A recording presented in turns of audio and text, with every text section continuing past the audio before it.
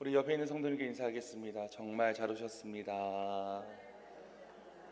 은혜 많이 받고 갑시다. 시작. 네, 은혜 많이 받고 갑시다. 고린도전서는 사도 바울이 하나님의 마음으로 고린도 교회를 향해 쓴 편지입니다. 고린도라는 도시 자체가 거대한 항구 도시였습니다. 그래서 항구다 보니까 많은 사람들이 모이기도 했고 돈과 모든 사람들, 물질들, 지식 여러 가지들이 모였었던 그러한 장소였어요. 그런데 돈과 또 사람들, 여러 가지 생각들 이런 것들이 모이다 보니까 사치와 부도덕이 만연한 도시였습니다. 그래서 그 당시에 고린도 사람처럼 행하라라는 단어가 헬라로 고린티아 조마인데요. 이거는 방탕한 생활을 하다라고 번역할 정도로 타락한 생활을 하다라는 뜻으로 쓰일 정도로 굉장히 안 좋은 의미를 가지고 있습니다.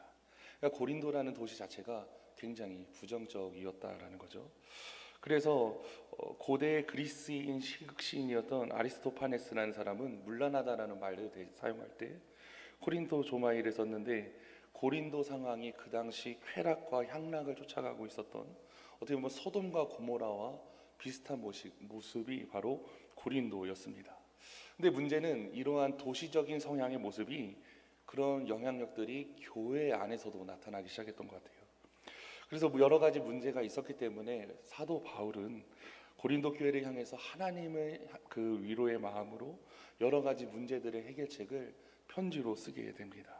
그리고 그들을 위로하는데, 특별히 오늘 저희가 읽었었던 본문 58절에 보면 내 사랑하는 형제들아 라고 그들을 불렀습니다. 비록 그들이 여러 가지 문제로 말미암아서 싸우고 서로를 미워하기도 하는 그러한 문제들도 있긴 했지만, 사도 바울은 그런 행동을 하는 그들을 미워하거나 싫어한 것이 아니라 그들을 향한 따뜻한 마음을 늘 가지고 있었습니다.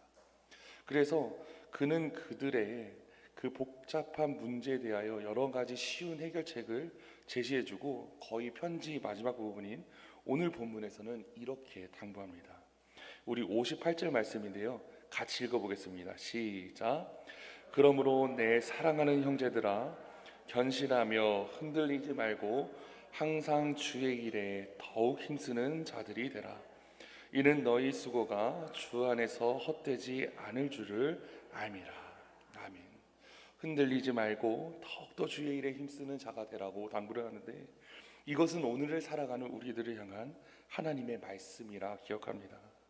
그러므로 더욱더 주의 힘쓰는 자들이 되어야 할 우리가 어떻게 생각하고 어떻게 살아가야 되는가, 말씀을 통해 주시는 은혜를 나누길 소망합니다. 첫 번째로, 우리는 이 세상을 살아가는 동안 우리를 승리케 하신 하나님께 감사해야 합니다. 우리 옆에 있는 성도님께 인사하겠습니다. 하나님께 감사합시다. 아멘. 네, 하나님께 감사하세요. 우리를 승리케 하신 하나님께 감사해야 됩니다. 본문 57절 말씀 제가 읽겠습니다. 우리 주 예수 그리스도로 말미암아 우리에게 승리를 주시는 하나님께 감사하노니. 아멘. 바울은 우리에게 분명히 얘기합니다. 예수 그리스도로 말미암아 우리에게 승리를 주시는 하나님께 감사해야 하는데, 여기서 말하는 승리는 사망 권세를 이기시고 다시 부활하신 부활의 첫 열매가 되시는 주님을 바라보며 날마다 승리해야 함을 이야기합니다. 인간은 죄를 지음으로 말미암아 죄와 사망이 우리의 삶을 지배하게 되었고, 모든 사람들은 죽음의 공포함에서 떨며 절망 가운데 살아갈 수밖에 없었습니다. 또한 이 점은 육신을 입은 모든 이들에게 해당되는 것인데, 그 누구도 자신의 힘으로는 죄의 문제, 죽음의 문제를 해결하며 살아갈 수 없는 존재임을 성경은 끊임없이 이야기합니다. 사도 바울은 로마서 7장 24절에 이렇게 고백해요. 오라, 나는 곤고한 사람이로다. 이 사망의 몸에서 누가 나를 건져내랴. 그러나 사랑하는 성도 여러분, 기억하시기 바랍니다. 예수님의 부활하심으로 인해 예수님을 믿는 우리들은 더 이상 죽음의 권세를 두려워하지 않게 되었습니다. 예수님께서 이미 죄와 사망의 권세를 꺾으시고 부활하셨기 때문에 더 이상 죄와 사망이 우리를 다스릴 수 없게 된 것입니다. 예수님의 부활로 말미암아 우리는 죄에서는 자유함을 받고 용서받은 의인이 되었고 주님 안에서 승리의 삶을 살게 되었습니다. 그래서 복음 전도자인 빌리 그레이엄 목사님은 이렇게 얘기했습니다. 그리스도의 부활은 죽음과 이별의 밤을 재회의 새벽으로 바꾸고 낙심의 밤을 기쁨의 새벽으로 바꾸고 공포의 밤을 평화의 새벽으로 바꾼다. 누구든지 예수님을 믿기만 하면 구원을 받게 되는데 이 놀라운 부활의 은혜에 참여하게 되었다라는 것입니다. 우리 역시 부활의 은혜에 참여함으로써 또한 그것을 통해 절망이 소망으로 바뀌고 절망이 희망으로 변하고 죽음이 변하여 생명이 되고 실패가 변하여 성공이 되는 은혜를 기억하시기 바랍니다. 그렇기 때문에 우리는 날마다 우리를 승리케 하시는 하나님의 은혜에 감사해야 합니다. 복음자로 유명했었던 무디 목사님은 세상을 떠나가기 전에 하나님 나라에서 자기를 기다리는 영광을 환상으로 보고 증거하였습니다. 그 목사님께서는 병상에서 잠시 깨어서 둘러서 있었던 사람들에게 이야기했습니다. 뭐라고 얘기했느냐? 세상은 물러가고 내 앞에 하늘이 열리고 있다. 이것이 죽음이라면 죽음은 참으로 아름다운 것이다. 거기에는 험한 골짜기도 없고 하나님께서 나를 부르시고 계시기 때문에 나는 이제 가야 한다. 이렇게 이야기를 했어요. 그 이야기를 옆에서 들은 아들이 울면서 얘기합니다. 아버지 안 됩니다. 아버지 꿈꾸시는 거니까 제발 가시지 마세요 라고 이렇게 자녀의 마음으로 아버지께 이야기를 했죠. 그런데 그 목사님께서는 마지막에 이렇게 하셨답니다. 아들의 손을 잡으면서 아니 난다. 나는 지금 꿈을 꾸는 게 아니라 나는 이미 하늘문 안에 들어섰고 그곳에 있는 수많은 믿음의 자녀들이 나를 보고 있단다. 오늘은 나의 승리의 날이고 오늘은 내가 승리의 면류관을 쓰는 날이다. 참으로 영광스럽단다. 이렇게 유언을 남기고 하나님 나라로 가셨다고 합니다. 저와 여러분들의 삶은 승리의 나날이 계속되길 소망합니다. 우리를 낙심시키고 우리를 절망시키고 우리에게 고통을 가져다 주고 삶을 포기하게 만드는 수많은 문제들 가운데서도 당당히 싸워 승리하시고 주님의 은혜 가운데 평안을 누리시는 저와 여러분 되길 소망합니다. 바울은 로마서 8장 37절에 이렇게 얘기했습니다. 그러나 이 모든 일에 우리를 사랑하시는 이로 말미암아 우리가 넉넉히 이기느니라. 아멘. 우리가 영적으로 무장하여 큰 믿음의 사람으로 말씀을 붙잡고 나간다면 어떠한 문제도 절망도 고통도 괴로움도 우리는 넉넉히 이길 수 있게 된다라는 뜻입니다. 또한 요한일서 5장 4절에도 이렇게 되어 있습니다. 우리 같이 읽어보겠습니다. 시작. 무릇 하나님께로부터 난 자마다 세상을 이기느니라. 세상을 이기는 승리는 이것이니 우리의 믿음이니라. 아멘. 철저히 주님을 믿고 의지하고 나아간다면 우리들은 분명히 세상 가운데 승리하게 됩니다. 약속의 말씀을 붙잡으시고 기도하시면서 믿음으로 전진 또 전진해 나가시기 바랍니다. 그러면 우리의 가운데 임하는 문제와 어려움들을 이기고 또 그와 주님의 힘입어 승리자로서 위대한 삶을 살아갈 것을 믿음으로 고백하는 저와 여러분 되길 기도하겠습니다.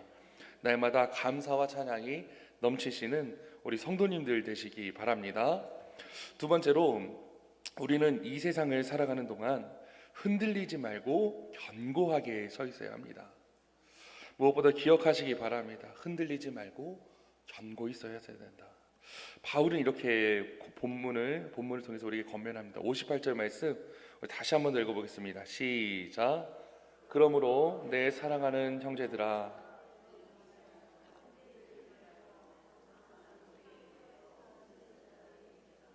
이는 너희 수고가 주 안에서 헛되지 않은 줄을 알미라.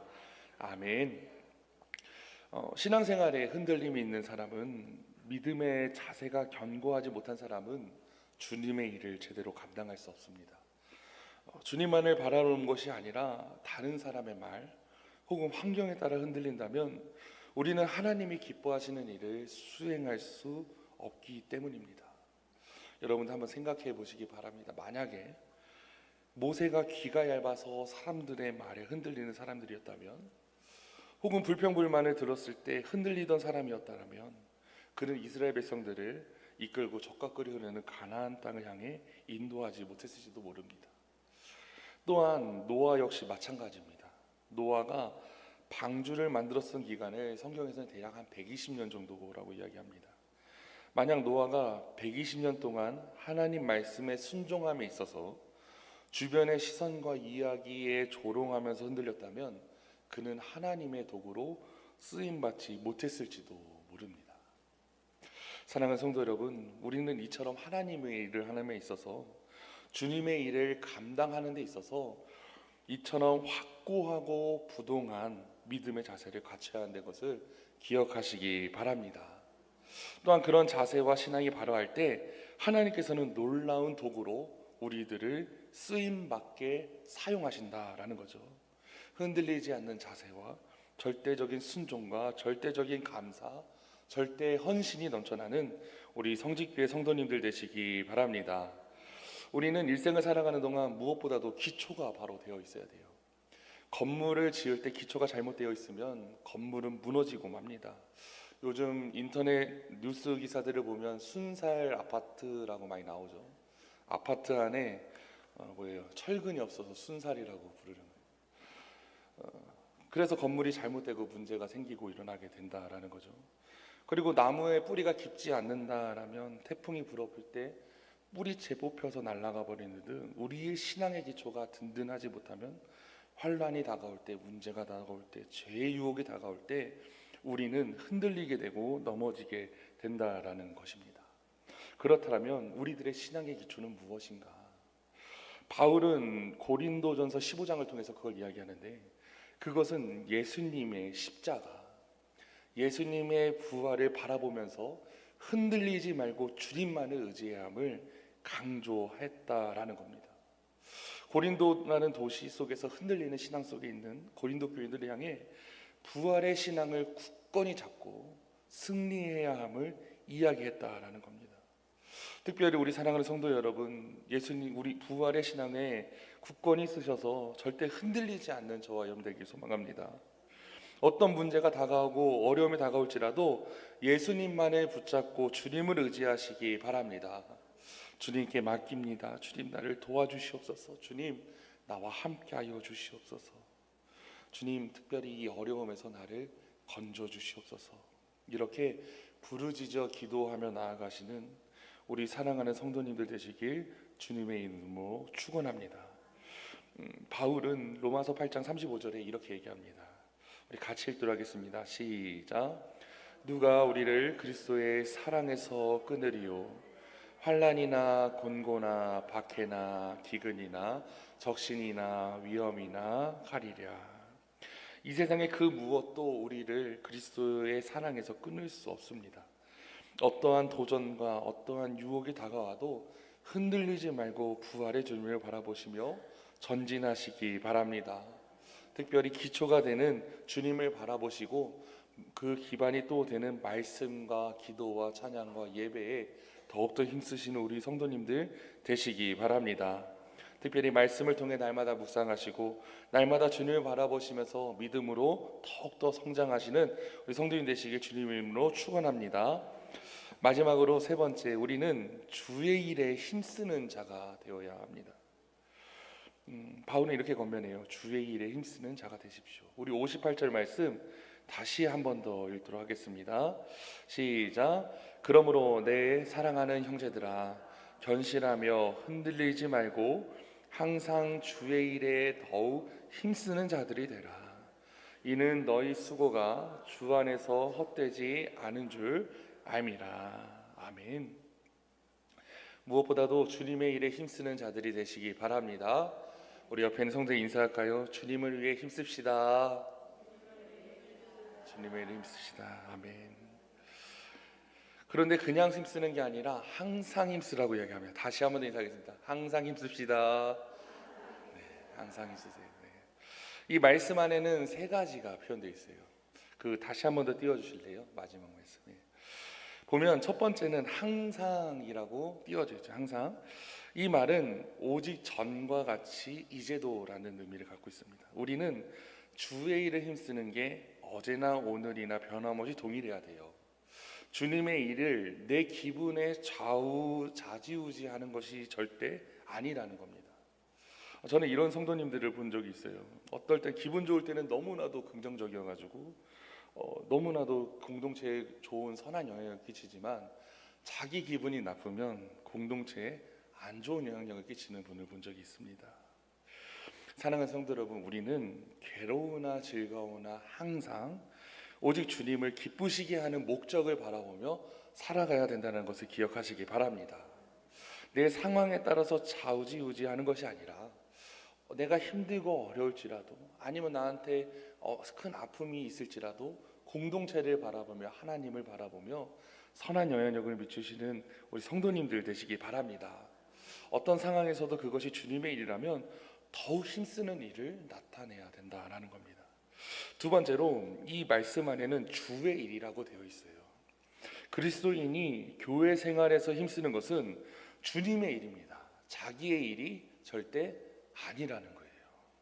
그래서 바울은 이렇게 얘기합니다. 로마서 14장 7절 8절에 이렇게 제가 읽겠습니다. 우리 중에 누구든지 자기를 위하여 사는 자가 없고 자기를 위하여 죽는 자도 없도다. 우리가 살아도 주를 위하여서 살고 죽어도 주를 위하여 죽나니 그러므로 사나 죽으나 우리가 주의 것이로다. 아멘. 바울의 참 위대한 고백이죠. 우리가 힘써야 되는 것은 주의 일이라는 것을 이야기한다라는 겁니다. 교회 사역들을 감당하면서 자기의 영광을 바라보면서 아니면 자기의 이익을 추구하면서 하는 것은 참으로 어리석은 행동이며 슬프고 아픈 일이라고 할 수 있습니다. 제가 교역자로서 초년 시절에 크게 혼난 적이 있었습니다. 제가 이제 전도사 사역을 할 때 모교회에 이제 신학생들이 굉장히 많았어요. 신학생들이 굉장히 많았는데 이제 전교인 수련회를 가면 전도사님들만 한 4명 정도 되니까 이렇게 나이 순으로 이렇게 찬양 인도를 시켰었어요. 교회 담임 목사님께서요. 그런데 꼭 저는 나이가 제일 어리니까 마지막 이제 폐회 예배 때 찬양 인도를 했었습니다. 그런데 그때쯤 분위기가 어떻게 돼 있냐면 대부분의 교회들은 이제 성에 연합 이제 같이 전교인 수련회 할 때는 저녁 예배 때는 막 모든 악기들과 찬양단과 다 열심히 준비를 하지만 폐회 마지막 예배 때는 다 악기들이 다 빠지고 거의 저 혼자 기타랑 건반 하나 그리고 싱어들도 거의 없이 왜냐면 마이크 선도 다 정리하고 빨리 가야 되니까 그런 상태에서 드렸어요. 제 마음속에 드는 생각이 그런 거예요. 나도 열심히 찬양인도 잘할 수 있는데 왜 나한테는 이렇게 기회가 없을까? 막 이런 생각이 있었어요. 이게 굉장히 하나님을 높여드리는 주의 일을 해야 되는 건데 결국 보고 있으니까 자기 일을 제 일을 하고 있었던 저의 모습이 나타났습니다. 그래서 그게 항상 불만이었고 나도 잘할 수 있는데 나도 저녁 예배 찬양인도 시켜주시면 잘할 수 있는데 이런 생각을 했었는데 그 다음에 형들이 전부 다 형님 전도사님들이 다 군입대를 하게 되었어요. 그래가지고 제가 주일 저녁부터 찬양 인도를 계속 하게 된 거예요. 이제 주일 저녁 예배부터 그래서 수련회 때 첫째 날 저녁, 둘째 날 저녁, 마지막 날까지 저녁까지 인도를 하는데 마지막 날 깨달았습니다. 뭘 깨달았냐면 세션이 문제가 아니었구나. 내가 아직 훈련이 덜 됐구나라는 것을 처절하게 깨닫게 되었어요.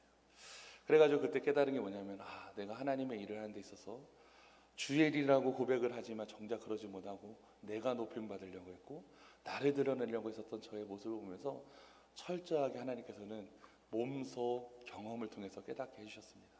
그 다음부터 항상 기도 제목은 뭐냐면 하나님 절대 저는 드러나지 않게 해주시고 하나님만 높여주시고 항상 그 기도 제목을 강조하면서 준비를 하는데요. 하나님 무엇보다도 우리 사랑하는 성도님들은 저처럼 실수하지 마시고 주의 일을 깨달으시고 나는 낮추시고 주님만을 높여드리는 우리 성도님들 되시기 바랍니다. 세 번째로 더욱 힘쓰라라고 되어 있어요. 이 의미는 풍부한, 많은, 넘치는 이라는 의미를 담겨져 있습니다. 주님의 일에 힘쓰는 데 있어서 어떤 인간적인 한계성을 갖고 헌신하고 충성하는 것이 아니라 풍부하게 넘치도록 해야 된다는 것을 기억해야 하시기 바랍니다. 이것은 주님께 헌금을 드리는 일이라든지 아니면 시간을 들여서 봉사하는 일이라든지 모든 일에 담겨져 있는 깊은 의미의 뜻을 우리들이 알아야 돼요.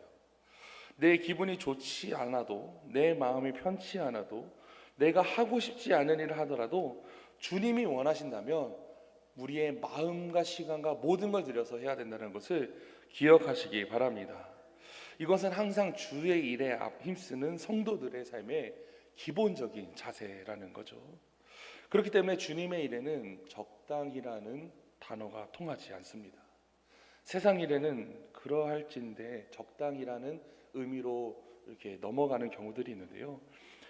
생명이 살고 또 죽음의 중요함이 있는 그 주님의 일을 감당하는 데 있어서 적당이라는 말은 결코 쓰지 말아야 되는 단어라는 거죠. 세상 일이나 교회 일이나 적당주의가 남은 결과가 얼마나 무서운가는 우리들은 역사를 통해서 많이 배울 수 있었습니다. 주님의 일에 더욱 힘쓰는 것이 항상 어제나 오늘이나 동일하게 변함없이 최선을 다해 감당하는 저와 여러분 되길 기도하겠습니다. 마지막으로 어떠한 분의 간증을 소개해드리고 말씀 마무리하고자 합니다. 미국 산호세 근교에는 실리콘밸리 안에는 스탠포드라는 대학이 있습니다.